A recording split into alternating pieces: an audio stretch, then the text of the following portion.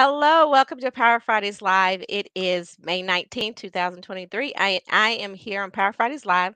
We have a vision of impacting the world through sharing transformation, spiritual growth, and leadership development in business for entrepreneurs. And I am super, super excited to have with me this evening Gerald Price, the real estate G, who has an MBA and who has been in the real estate business for over 20 years. And he is going to share with us all of his wisdom this evening. So I'm very excited to have with us Gerald Price, the real estate G. Welcome to Power Fridays Live. Hey, Janelle, how you doing? I'm doing great, doing great. Well, I'm super excited and say I want to say thank you so much for saying yes to being with us this evening. And we're so excited for you to impart your wisdom. And can you tell us a little bit about yourself? Absolutely, absolutely. Well, first of all, thank you for having me. It's definitely in line with my purpose to share my ups and downs and my experiences in real estate and in business, and hopefully somebody can learn from that and grow. But just get started with my name, man. I'm Gerald Price Jr. My brand. I'm the real estate G. Um, Originally from Los Angeles, California. Grew up in South Central LA. And other cities, Compton, Watts, and like everybody, had some parents, and my dad's a Marine, and my mother was a pastor, and you know, even as a kid, my mother always encouraged us to go out and do something, and be productive, and so I've been an entrepreneur since I was 10 years old, Oh, wow. and just growing up, man, we struggled a lot, and I noticed that the hard work wasn't the part. Like my dad worked real hard and very consistent, man. Great example as a father. And but when I looked at my counterparts at school, because I was fortunate to go to school in affluent areas, uh, just there was some things missing from what I was seeing, and what I was experiencing. So when I went to college, I really wanted to learn how to make money with money, and that's when I got into the investment thing. So I studied finance and investing, and a lot of it for me has been trial and error, and you know the secret to my success has really been having really good mentors and being coachable and teachable, and not afraid to make mistakes and get correction. And so Yes. that's pretty much how I've grown in business and in real estate. Some of the best mentors in the business for Fortune Builders, longtime member, mastery member. So got some training and tutelage from Dan Merrill and his team, and now I'm working with Grant Cardone, learning from him and his team. Grant and Brandon Dawson, and and a lot of others. Napoleon Hill. Robert Yes. Kiyosaki. With them not as personal relationships, but I learned from their material and their books, and it's reading it and implementing it. So that's really what it's been, and God has given me an opportunity to have a lot of different jobs in the financial service industry. So, as a certified housing counselor, credit counselor, bankruptcy counselor, um, reverse mortgage counselor, I got trained on the technicals of credit and money and dealing with debt, and got opportunities to consult and counsel, literally hundreds of individuals. So I got to see different examples of, what your financial situations look like. And I got to see how it's not always how much money you make. It's Yes. really about what you do with the money that you make. And if you've ever read the book Rich Dad Poor Dad, he says right in the beginning of it, you know, um, he said that the wealthy don't work to learn. I mean, don't work for money. They work to learn. But then he also said, in order to get rich, it's you know um, learn the difference between an asset and liability, and then Mhm. buy income producing assets. Like that's really what it comes down to. So that's what I've been working on, and even bigger than that, it's really about cash flow. Mhm. You know, Definitely. yeah. So yeah, that's what it's been for me is building my net worth, and that's not always about money in the bank. That's about my balance sheet and what type of assets I carry on my balance sheet, and Mhm. how much income they produce. Now, can you tell us a little bit more about that? Because I'm like awestruck because I'm like entrepreneur at 10 years old, but then of course fast forward to now. Can you share with us a little bit about like, having a balance sheet, being a business owner and what does that really mean? Because I know a lot of people, they come out here and say, "Oh, no money down loan," and "Oh, I bought a house with no money down." And I remember like Carlton Sheets Yeah, commercials and it's like, "Hey, yeah, you can get a house for $2,000." And I'll tell someone, "Oh yeah, you can buy that property for taxes." And I understand that you're the person that can share with people and educate them on that. But what does it really mean to have a net worth? And what does that really mean? Can you tell us about that? um, you know, I'm discovering that every day newly, because I've made a lot of money in cash. And right now, I have some mentors that's helping me um, launch a company with the intentions of taking it public. And so, what I'm learning, and it's kind of like how a good example is Elon Musk. We see him as one of the wealthiest men in the world, but then it's Yes. not the what he is how is he that? Where is his wealth calculated? You know, and I saw an example of that on a Instagram reel, and they said, when he purchased Tesla, he didn't take a salary. He held his ownership in convertible shares or stock, Mm, basically. And yes. so his wealth grows as the company grows, and the company is a publicly traded company. And as I've been a black man all my life, and I thought I was in business. When I was a 10-year-old, I thought I was in business. And you hear it all the time. Okay, yeah, let me start a business. I'm set up LLC. I didn't have an LLC. I was self-employed. You I know, saw greeting cards. yeah, that's awesome. Yeah, Yeah. I was the candy man. I sold Snickers and blow pops and I was making so much money. The school told me that I couldn't do that, and then lo and behold, we they started up a candy shop after school.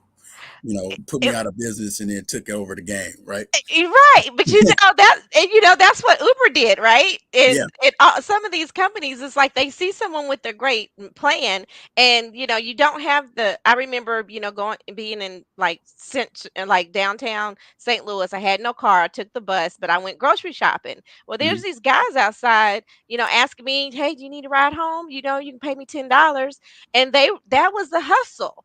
So now what was the hustle for people now becomes a big business. Yeah. And and so Yeah, and so when you look at that, right, there's an organizational chart.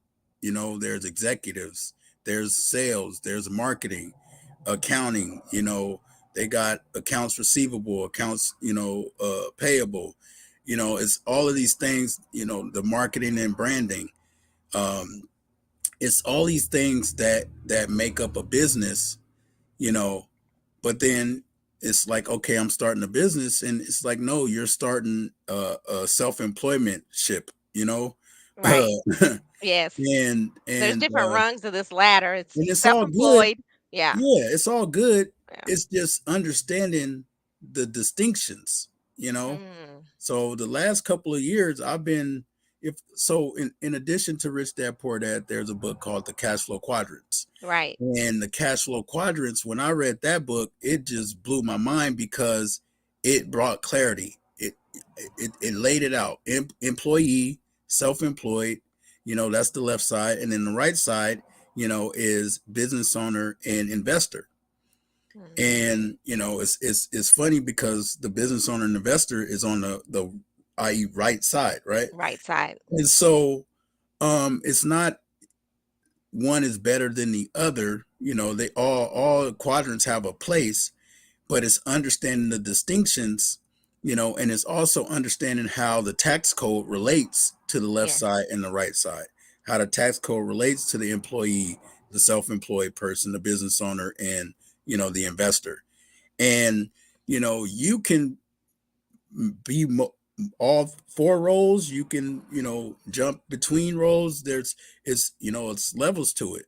Hmm. As a entrepreneur, I coach and I mentor real estate investors and business owners. And my real estate investors, I teach them the business of real estate. So when if you want to start with wholesaling, it's like, no, yes, you're a real estate investor, but your business is a marketing business. Right. Your primary job is lead generation. And your target is motivated sellers. Right. And this is how you build your brand. When you set up your We Buy Houses signs, rather than saying We Buy Houses, put your name there. Right. Gerald buys houses. So now in your community, when they see Gerald, they know what he does. Like that's how I came up with the real estate G. After 15 years of real estate investing, and like, I would see a strategy and hear about it, and go find a person and learn it. And when you bring me a real estate problem now, I know what to do. Even if that's not my core competency, I've been around so much real estate. I'm constantly learning and constantly networking, and constantly connecting myself with educated people. And so I know where to get the answers. Right. So being the real estate G stands for greatest, right? It stands for gangster too. Gangster. Don't forget, I'm from LA. So, but no, it really stands for God. And that's where the glory. That's who gets the glory. Yes. But that's why I'm willing to share the information. Like, I literally spent tens and hundreds of $1,000s on my education. Hmm. That's formal and informal, and it's because the difference, or the gap, is access to the right information. you Right. know and as we move into the information age, and as this AI thing continues to impact how things are done, entrepreneurship is critical. um in my opinion, and this is with me putting my financial planner hat on. When I look at a person's situation, you know um you definitely need to own real estate because of the Mhm. tax advantages. You need to have Right. you Eh, need to be in business in some type of way because of mhm. tax planning. It could be a small business, it could be a home based business, it could be an MLM. You know, it could be a Shopify, or you could do affiliate market, like anything in business, because when you start um, generating income, right, you have to offset some of that income with deductions, so that you can manage your tax liability. Exactly, exactly. Mhm. So, like, let's take a step back and distinguish these different levels, right? Sure. I know that, from what you just shared, being an independent business owner, then you're not an investor, you're not on the right side, in that. You could be on the left side, being a W-2 employee and being self-employed. Can you give us a better distinguish about, that left side versus right side of the quadrant from the cash flow quadrants by Robert Kiyosaki? Because I know a lot Yeah. of people think that, hey, I'm a business owner and they're an independent business owner and they may still be on this left side. So can you give us a distinguish about, like you said earlier, you can have an LLC but not be a business owner. You can still have an LLC and be Yeah. self-employed. So it's a few things, right? Like Hmm. like okay, so there's myths out there, right? Yes. And one of them is get rich quick. We're conditioned to, when we hear get rich quick, take pause and or that too good to be true. No, that's not it. That's how you get rich is quick. But there's very specific reasons as to why that is. Like, I'm the same age as Mark Zuckerberg, or I'm close to it. and his net worth is far greater than mine, Mhm. and so even look at athletes, it's so it becomes not about time invested, because and when I say get rich quick, let me put some context to it. We're conditioned to go to school, get an education, get a job, save for retirement, like 30, 40 years, and invest in our 401ks and IRAs, with the sole purpose that when we get to retirement age, which is 67 or whatever it is, Mhm. 65 or whatever, then we can retire and live off of something. And we hope that we have a nest egg. And I see it, and I get so ticked off because that's the information that's being perpetrated in society. You know, oh, pay off your debt, be debt free.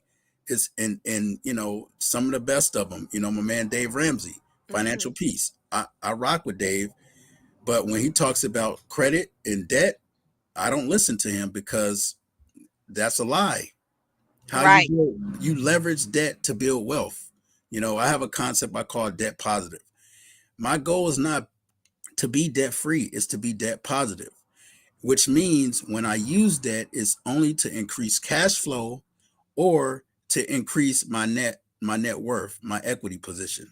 Mhm. So Like. what that looks like is, if you're on the left side, you're an employee, right? Say you're an Mhm. employee, you got a job.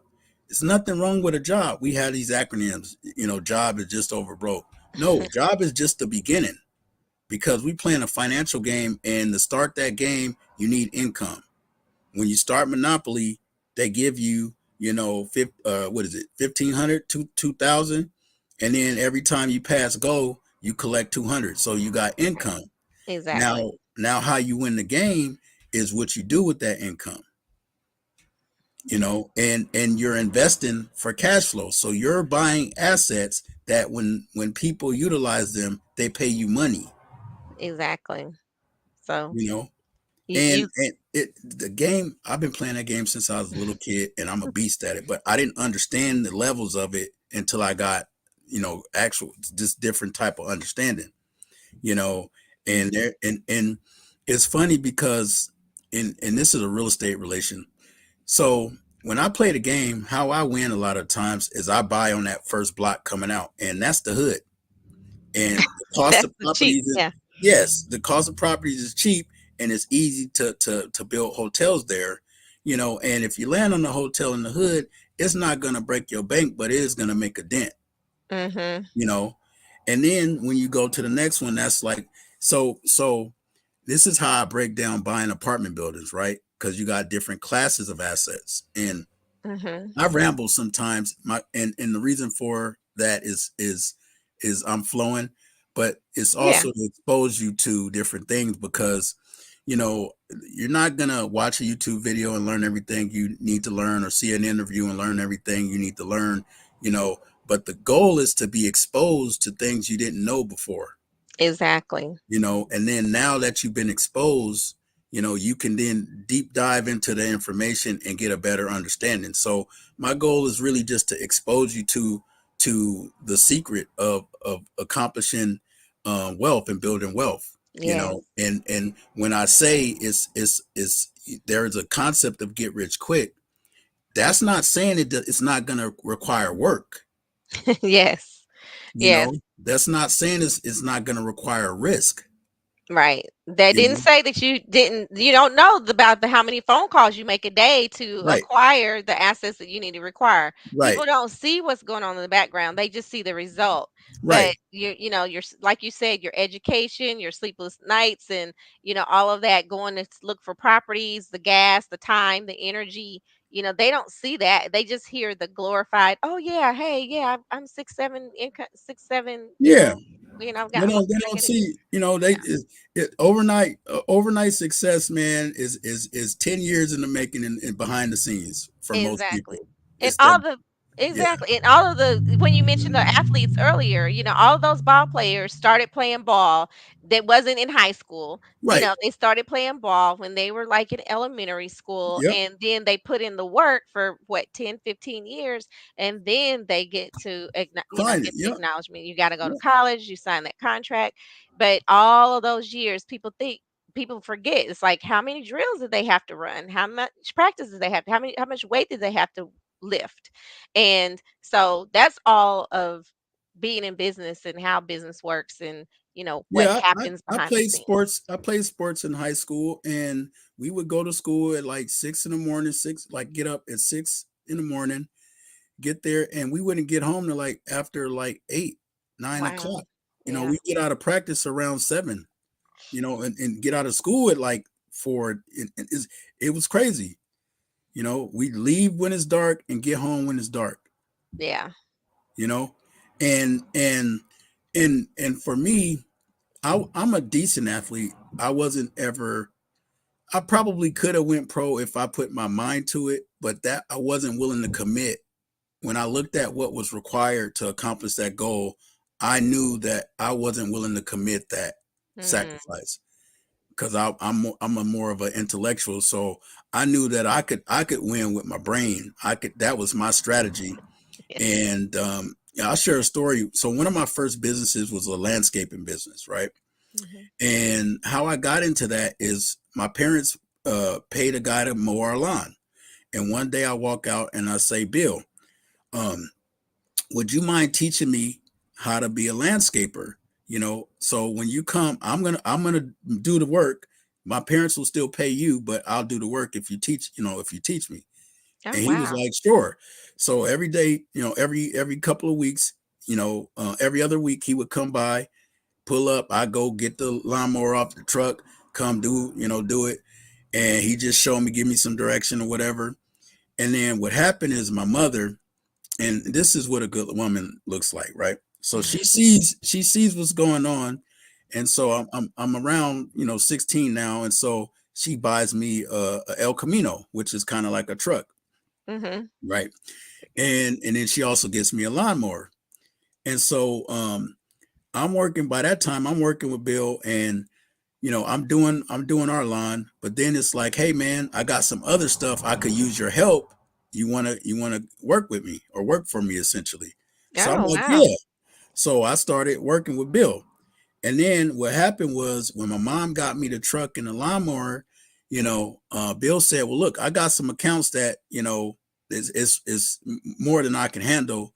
You can handle those accounts. Just throw me like 15 A bucks. percentage. Yeah. Right. So I was like, bet. Yeah. Right. I was like, bet. So I was doing that. And that's how I afforded, took care of my car. That's how I kept gas in the car. That's how I got my school clothes and stuff. That's how I kept money in my pocket. And I think back to those times and I'm like, I thought I was a business owner, but I Mm. wasn't. I was Right. self-employed. Had I been a business owner, I would have had a branded name. I would have had accounts. I would have had bookkeeping. I would have had, You would have been Bill. yes. Well, even Bill wasn't a business owner. Oh, okay. Bill, he was self-employed. He was self-employed because he actually anyone who's self-employed, the distinction is you're doing the work. Right, Being self-employed, you're doing right, the work. right. And you can make money being self-employed, but it's hard to scale being self-employed. And that's Mhm. how you can distinguish the two. Like, oh, I want to scale my business. All right, well, and before you can scale your business, you need to create a business. Right. See, when I got into real estate, my mentor Dan Merrill, um, he started off with in football. He was an NFL player and got injured. He had a restaurant, and that didn't work out. And so he transitioned into real estate. And before long, he had a couple of his college buddies, and they're flipping houses. And before long, HGTV hits him up, and they say we're looking to do a reality show, and now you got flipped his house. And so now he's doing that thing. And long story short of it, I meet him at a real estate investors meeting, a RIA meeting. And this is when I first got started, me and my partner Clint, and we had just finished our first wholesale deal. We had made $28,000 with $100 investment. So we secured the contract to buy a two-family house in Providence for $100, Oh, and then we wow. flipped that contract to an end buyer, and we netted $28,000 doing that. And So, that took all of 60 days. So I share that story because at the same time I was working my job and I made 24,000 a year. And in this one transaction, I made more money in one transaction with roughly about 8 hours worth of work than I did all year. wow. But then we're conditioned to think that you can't get rich quick, In you 60 know? days, you got Right. So I just compressed time. I compressed a whole year's worth of time into uh, uh, about 8 hours worth of work and 60 days worth of wait. And when I look back on it, I say, well, the issue is information. Mhm. It's not Yeah. what we did, it's how we did, it's the strategy. And I picked that up from books. Like this was before YouTube and all these gurus and AI and VAs and And you know, everybody's an expert. yeah, this is before all of that. Like like what happened was this was back in 2008. I'm a housing counselor and I get a number of people coming in behind their mortgage. And I had a couple people say, Gerald, I'm ready to walk away from my house. And I'm thinking to myself, like, man, that's an opportunity. I take the house. But then I'm like, well, I need to learn how, if I'm going to take the asset, I need to learn how to manage it.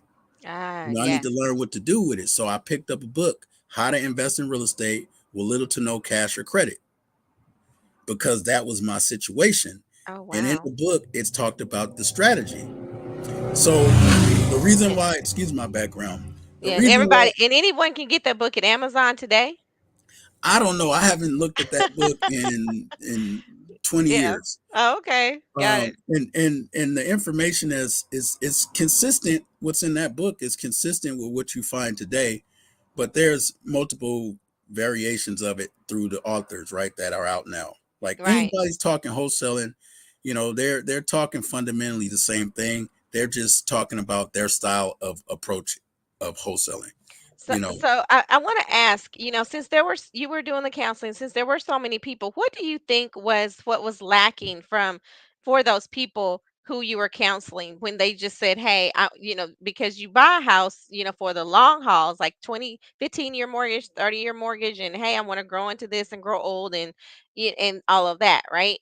And so, what would have someone, because I know you said earlier, the cash flow, and then and we know what you do with your money is like, why do you think that they came to that predicament in their life, and what do you think caused it for so many people? well, well, society doesn't teach you how to invest in real estate. Mm, mhm. As a your personal home is not an investment unless it is. And Yeah, what do I mean by that? yeah, Well, it goes back to rich dad poor dad. Assets put money in your pocket, liabilities take money out of your pocket. Your personal home is necessary because you need housing, right? right. So in that case, I think it's better to own a house than rent, because at best it's a glorified savings account. Every pay Yeah, mortgage payment, you're building equity, and you're positioning yourself for some options.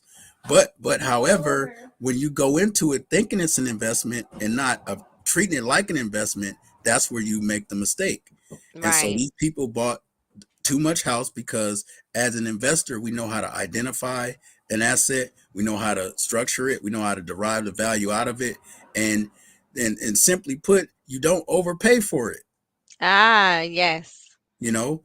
yes, And during 2000, 6 and 7 and 8, people, um Bill Clinton did what he did with housing and made it more affordable, or he made it more available to own a home, yes. but nobody learned how to evaluate real estate. And so most people back then bought a house with a adjustable rate mortgage, which is in and of itself is not a bad thing.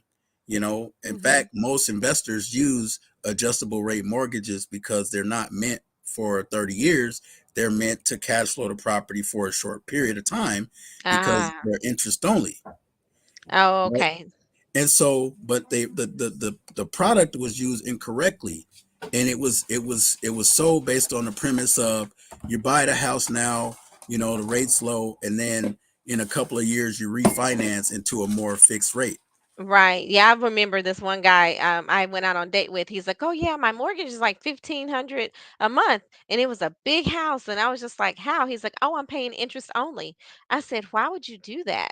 And he says, "Oh, well it works for me now." And so I was like, "Well, what do you how much would the mortgage be without you just paying interest only?" So he got, stuck in that, and of course, whatever happened, the next time I touched base with him, he didn't have that house anymore.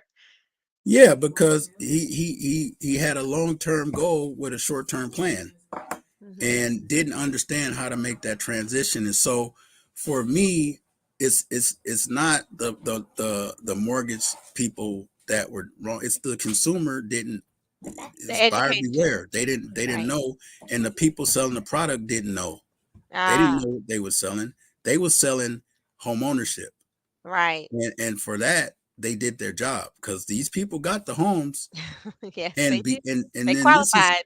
Yeah, but this is the economics of it. So now that money is available, it impacts the supply and demand, and with and then that pushes the prices up, and Right. so it inflates these prices. But then what happened is, on the like behind the scenes, people's rates started to adjust, which made them sell the house because they couldn't refinance, and so they had to start doing short sales, and the short sales started dropping the values, so more people couldn't finance refinance because, again, their mortgage payment is not reducing the mortgage. Right. They're looking for the market to increase the equity position, and So that's right. So the market was driving the everything. So the supply and demand and the market and was driving everything and why the prices were the price and why things were the way they were. And then that's why there was a whole boom that happened in that yeah. case.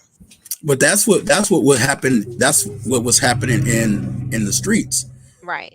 But in the banking world, what Yeah. happened was they started creating these mortgage-backed securities, and they Yes. started packaging up all these loans and selling it to you and me. And when I say you and me, I Oh. mean our pension plans. I mean institutional money managers. Oh. That's who was buying these products. Oh wow. That's Yeah. why Yeah. that if you ever watch The Big Short, that's what's going on. And so when everything fell apart, that's why most people's 401k, turned into a 201k, Right. Yes. And because it somebody yeah. had to foot the bill. And then the banks needed to get bailed out, and so that's when the Federal Reserve and the bailed them out. So they went to the Federal Reserve, and again with Robert Kiyosaki, man. If you read the book, the Creature from Jekyll Island, it talks about the Federal Reserve Bank and how that system is set up, and that's why we see the bailouts when we have economic hardships, Right. because we got to keep the game going. Exactly. And And I so, remember, yeah, with the yeah, automotive game, they got some of them got a bailout. Ford Motor Company didn't get a bailout. right, So I'm like, right, oh, I need to go get a Ford because they didn't need money from the government. yeah, yeah. And So so when, mhm. go ahead. So when you look at your career and when you look at how you got started, you made that first $28,000 in 60 days. So did that make you a real get on the right side? Because you were still working your job, so you were operating from the left side and the right side, or were you still operating from the left side when you did your first No, that $60? that that that experience changed my paradigm. You Okay. know, because in my experience was more like I knew it. Ah. I knew it, and I've been an entrepreneur ever since. Like I've been a in the like well, entrepreneur, self-employed self-employed person since ever since then. So what I did was, back in 2008, I had a skill set. I was a HUD housing counselor, Mhm. and I saw the writing on the wall. All of my leads were pre foreclosure, and I couldn't use the wholesale strategy anymore because when the banks start falling apart, they stopped lending money. Ah, And yes. so there wasn't any money in the market, and that's when a lot of these investors, you know, started getting hammered because they couldn't restructure their debt. There was no money, and everybody was in foreclosure. And so I started a loss mitigation company. And loss mitigation is basically the options that you have when you're in pre foreclosure. Ah. Yeah. And so I started counseling, people and helping them navigate that whole game, either restructuring their debt with the mortgage company or liquidating the debt with a quick sale or short sale.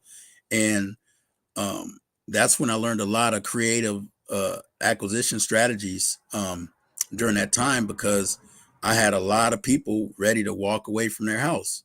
Oh, And so wow. I acquired some properties that way where, look, I'll take it over. This is how we need to do it.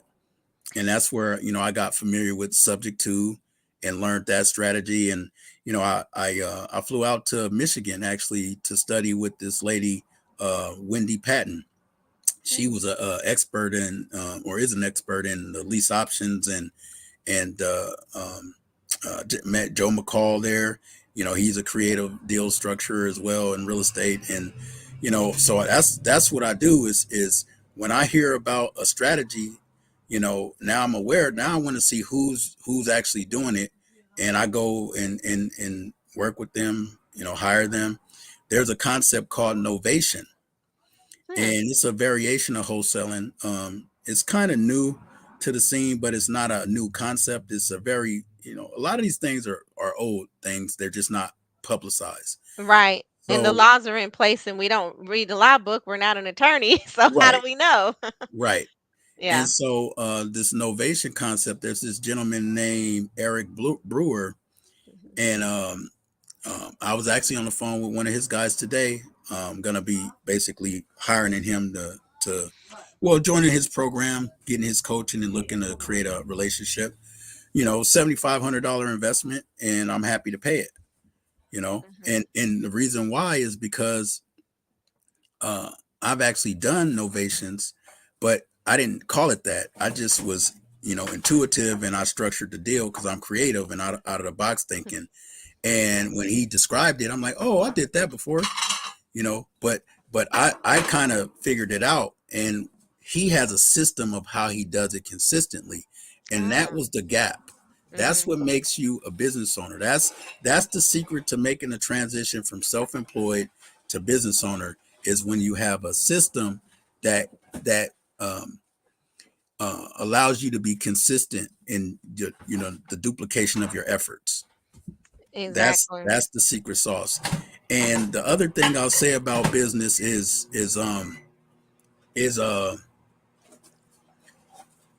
structuring your business. Business Mhm. is more than just an LLC. Right. There's certain things that you have to do to structure your entity in order to position yourself to access, capital, corporate credit, like business credit, those types of Mhm. things. And I've learned a lot of that stuff with my relationships from Clubhouse, and that's made me a better business owner because now when we talk about debt, now I'm accessing it. I'm able to access different types of debt. Ah, okay. And then whenever you look at the opportunity, that you have for, being a business owner, building business credit, knowing your net worth, which is, like your assets minus your liabilities, that equals your net worth.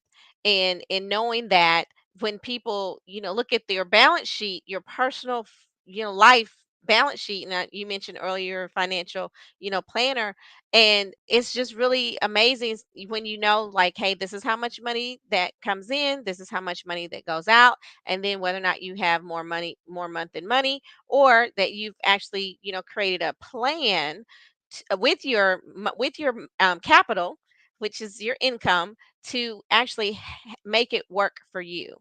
And it sounds like you've done an excellent job with that, and you've had a lot of experience with it. And when you didn't have the experience, you sought the knowledge.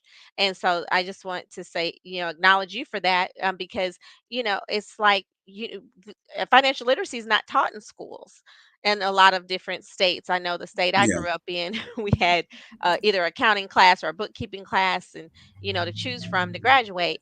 But when we look at where money is taught and how money, it seems like you had the intelligence as a young child. It's like, oh yeah, let me learn something from someone, and then you created a business, and then you had the support. And so now when you look at your life, then you now have the support of your various mentors. But I know that you're a mentor too. So we Yeah. definitely want to touch on that, because you have so much education, you have so much knowledge that you really want to share with people. Can you tell us a little bit more about how we can learn from you?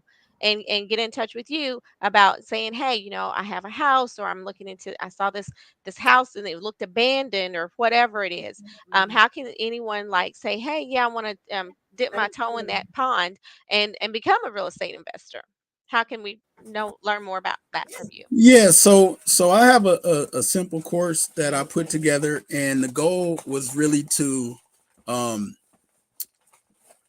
share my experiences as a counselor, actually. So with that, we start with your budget, because when you it's controlling your money. It's cash flow. So we want to know where you are. So what do you have for income? What do you have for expenses? Just like in a business, you have your financials, you have your income statement, your balance sheet, and then you have your statement of cash flow. So it's, where's your money going? So I always start people off with that, and then I also look at the debt. I use the debt snowball concept, and I focus more on the lowest balance, not the highest interest rate, because me Ah. personally, I don't get moved by the interest rates. High, like when I borrow money, I typically pay anywhere from 15 to 20% interest on my debt.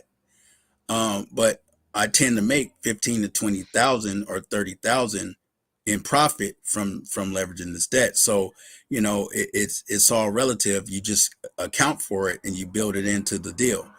With all of that said, I've learned about how to manage that. Is having it organized, Right. being consistent, and really being in communication with your creditors. And understanding, let them understand where you are with everything. Because it's all about paying them back. And again, being debt positive, it's about using debt to increase cash flow and equity position.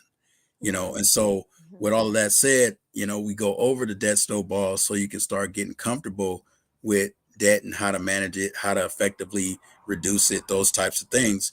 And that's an important piece of what I teach, because debt is a powerful tool.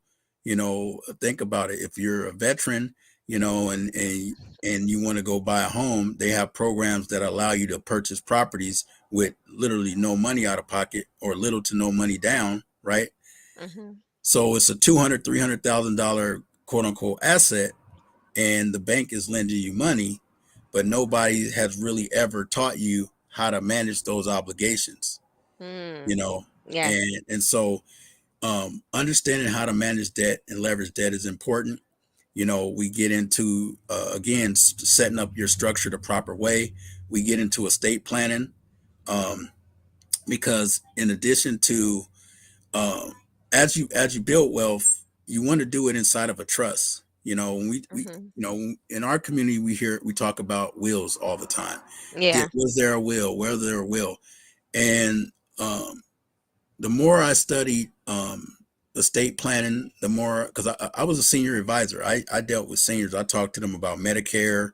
I helped them, transition into retirement, Mm-hmm. understanding how to, what to do with those assets that they've accumulated over time. And uh, so, like I said, I learned a lot about it. And there's four Mm-hmm. different things that attack your nest egg, right? Mm. It's taxes, Taxes. it's probate, Mm-hmm. market fluctuation, and the cost of long-term care.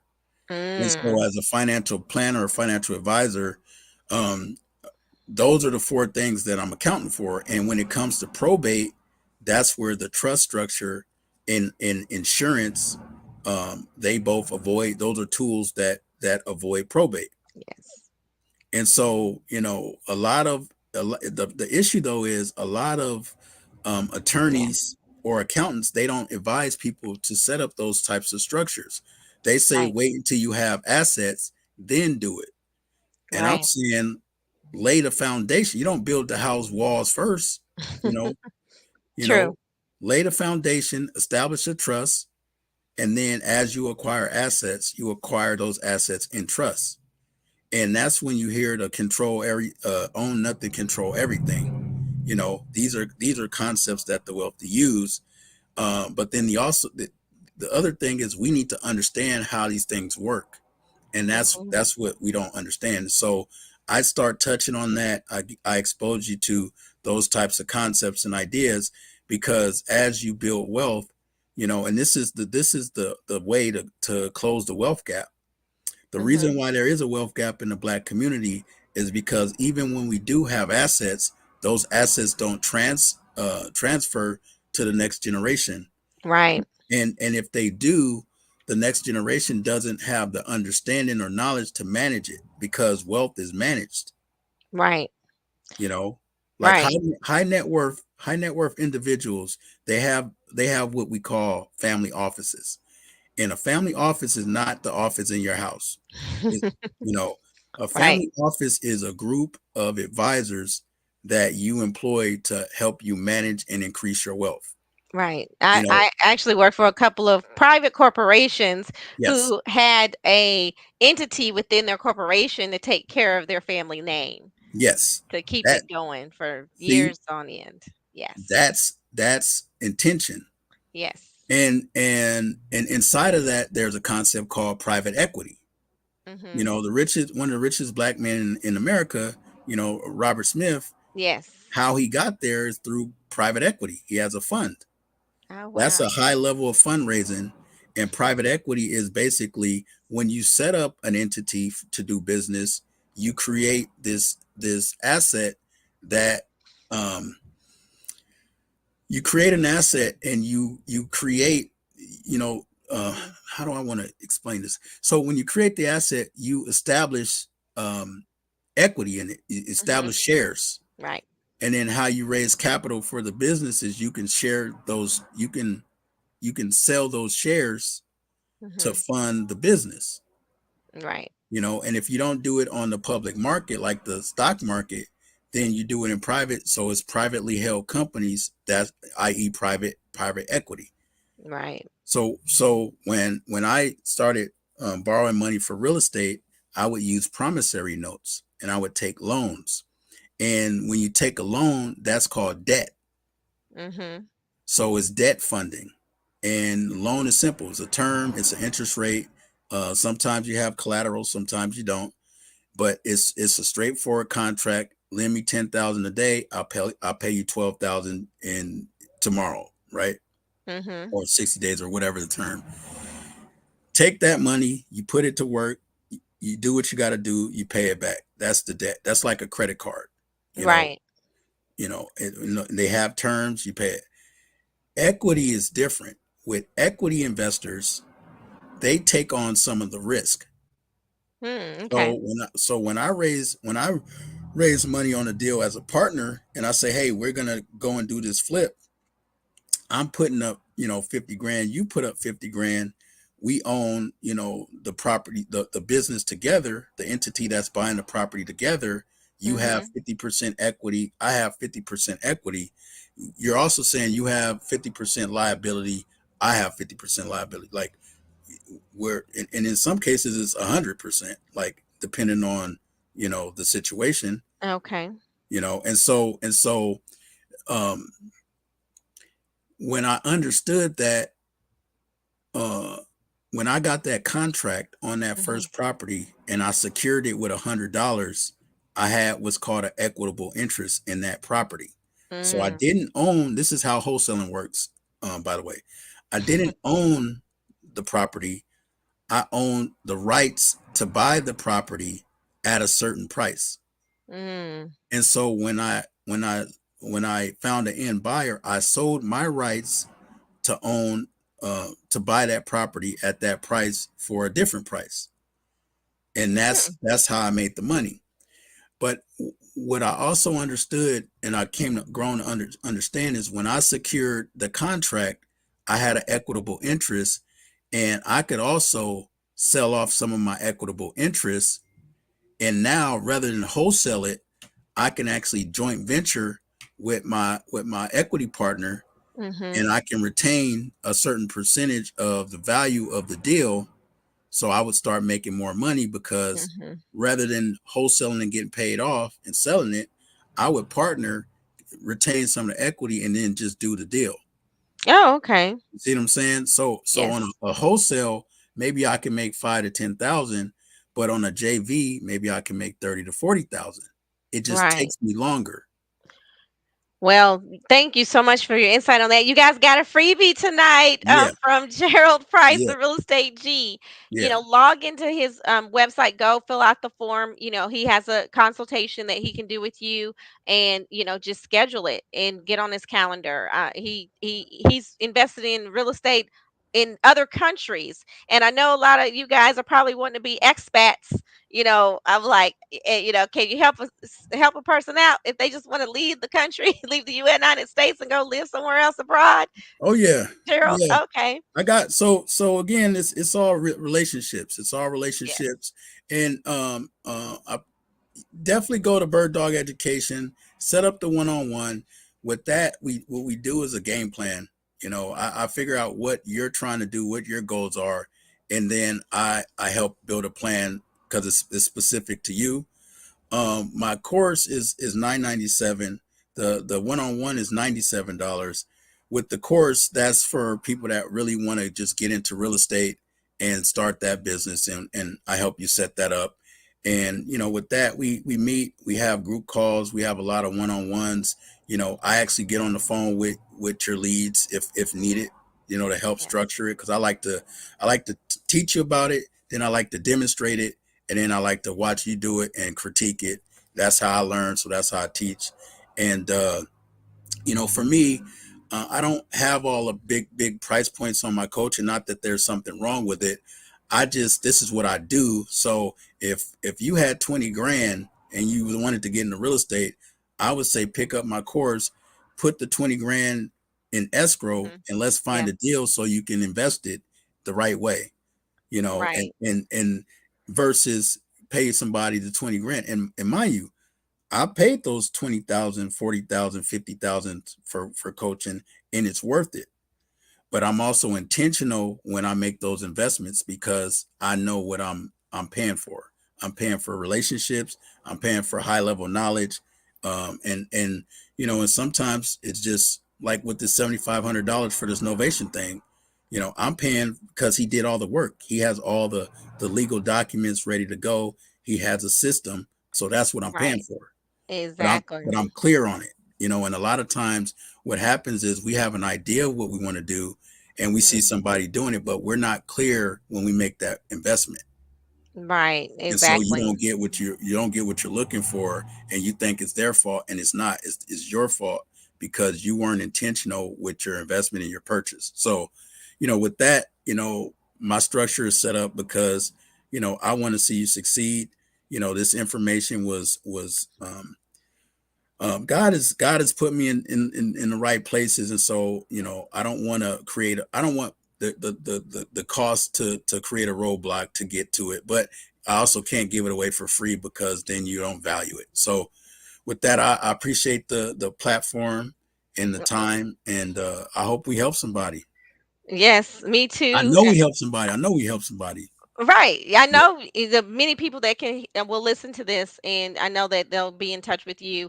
And is there a better other way other than going through Bird Dog Education to reach you that you Well, would I'm like on, to I'm share? on I'm on Instagram at Mr. G Price Jr. Okay. MRGPRICEJR on Instagram. I mean, so it's gonna get harder and harder to get in touch with me because again, I'm getting into bigger business, and when you do that, you got to put some gatekeepers in the way. you know Okay. so yeah, so with all of that said, I'm on Clubhouse a lot too. That's the best. I love that platform, just because of the nature of it. Yes. Yeah, that's how you tap in. Obviously, if you set up the one-on-one, you'll have my cell phone number, and we, Yep. we'll be, I'm available. Yes, so go to birddogeducation.com for Gerald Price, the real estate G. It is an investment that's worth your time and money. Thank you so much, Gerald, for joining me tonight on Power Fighters Live. You've given a lot of powerful It's been a powerful conversation. You've given a lot of wisdom and insights for people who want to make a difference and make a change in their life and actually move from the left side, being self-employed, to the right side to actually be a business owner. So thank an investor. So thank you so much for imparting on your wisdom this evening. We do appreciate you very much. And as we always say, be, do, and have the greatness that you desire because the greatness is in you. And this, you've heard the real estate G, Gerald Price, tonight. So thank you so much. Take care and have a great weekend, everyone. Thank you. Thanks, Gerald. Yep.